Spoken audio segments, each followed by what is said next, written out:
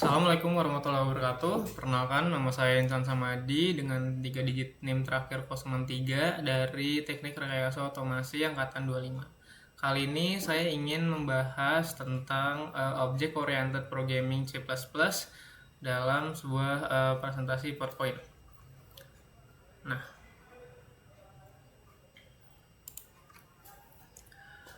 Nah, selamat datang kembali di materi algoritma pemrograman. Pada video kali ini kita akan melanjutkan pembahasan kita tentang bahasa pemrograman C++.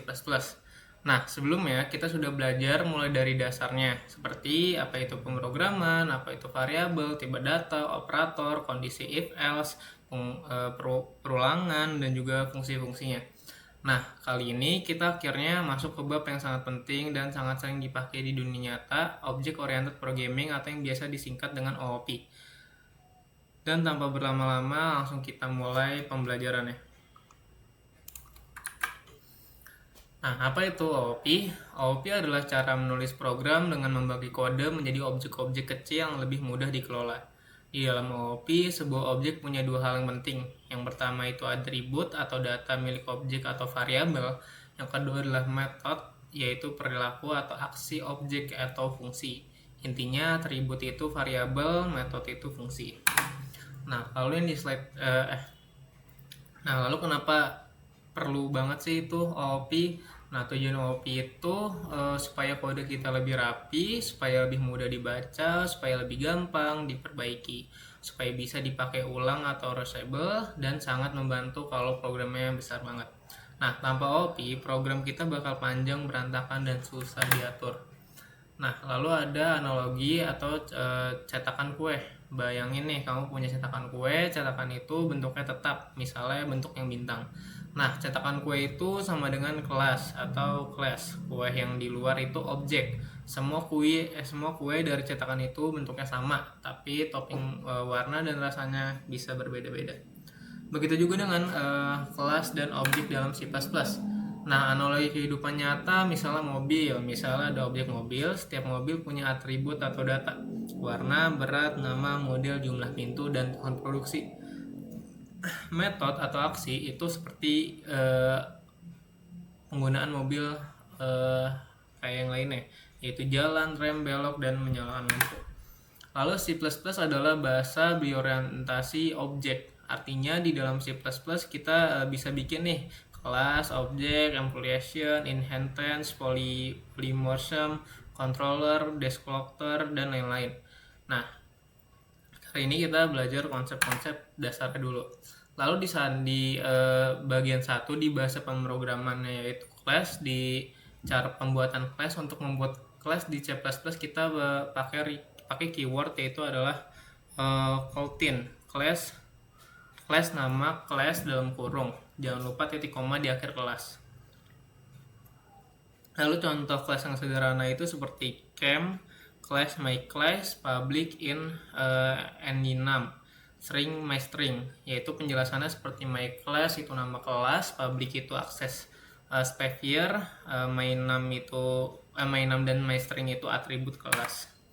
Lalu yang di sini ada akses specifier. Nah, di situ ada 3 jenis, yaitu public, private, dan protected. Nah, yang pertama public bisa diakses dari luar kelas, private hanya bisa diakses di dalam kelas atau diri sendiri. Yang ketiga adalah protected yang bisa diakses oleh kelas turunannya seperti instance. Untuk memulai kita bisa public dulu. Nah, bagian yang kedua itu adalah objek. Cara membuat objek. Objek itu dibuat dari kelas, yaitu VBNet, myClassObj, myClassObj2. Contoh, artinya kita bikin 2 objek dari kelas yang sama. Lalu yang di kelas 2 ini ada contoh yang lengkap seperti scarp, class scarp, public, string brand, string model, in year, dalam kurung Care1 bread, BMW contohnya, ciri modelnya X5, year-nya atau pengeluarannya contoh tahun 99. Nah, di mobil ini ada yang kedua itu ada brandnya Ford, misalnya modelnya Mustang. Car 2 nya itu pengeluarannya tahun 1969. Nah, Di sini kita akan menjelaskan metode atau fungsi dalam kelas. Metode adalah fungsi yang berada di dalam kelas. Ada dua cara. Yang pertama mendefinisikan metode di dalam kelas. Yang kedua mendefinisikan metode di luar kelas.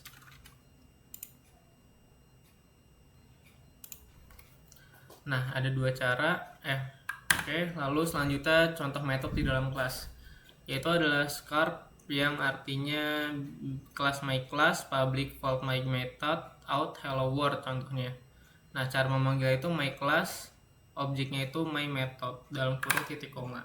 Lalu selanjutnya ada metode di luar kelas. Nah, ini sering dipakai buat program yang gede. Contohnya class, my class, public void my method, void my class, method out hello world contohnya. Lalu yang ke-16 ada metode dengan parameter sama seperti fungsi biasa. Class car, public void speed in my speed, out my speed, my speed. Cara manggilnya itu dengan car object speed 180 contoh. Lalu selanjutnya ada bagian 5 konstruktor. Nah, konstruktor itu adalah metode spesial yang selalu dipanggil otomatis ketika objek dibuat. Ciri-cirinya itu namanya harus sama dengan nama kelas, tidak punya return type bahkan void, biasanya berada di public. Selanjutnya contoh konstruktor. Nah, sini ada contoh bahasa pemrogramannya, class my class, public my class, out object yang berhasil dibuat. Lalu ketika bikin objeknya, when my class object, outputnya langsung muncul karena konstruktor yang dipanggil secara otomatis. Lalu insert atau pewarisan, apa itu inheritance? Inheritance itu memungkinkan sebuah kelas yang mewarisi atribut dan metode dari kelas lain. Mirip seperti parent class atau induk, child class atau anak.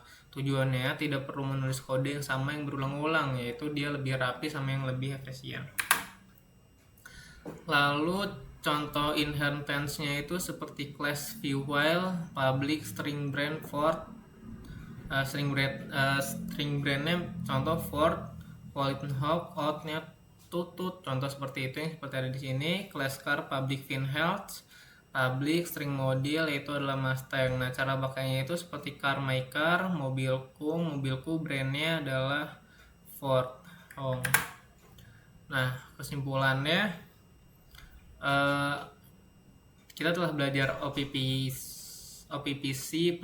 yang meliputi apa itu OP, class, objek, atribut dan metode di dalam dan di luar kelas, parameter, konstruktor, inheritance. Nah, itu OP juga penting banget kalau kamu ingin masuk dunia software engineering, game development, robotik, aplikasi besar di industrial, dan lain-lain. Terima kasih teman-teman. Saya Insan Samadi. Mohon maaf jika ada salah-salah kata. Wassalamualaikum warahmatullahi wabarakatuh.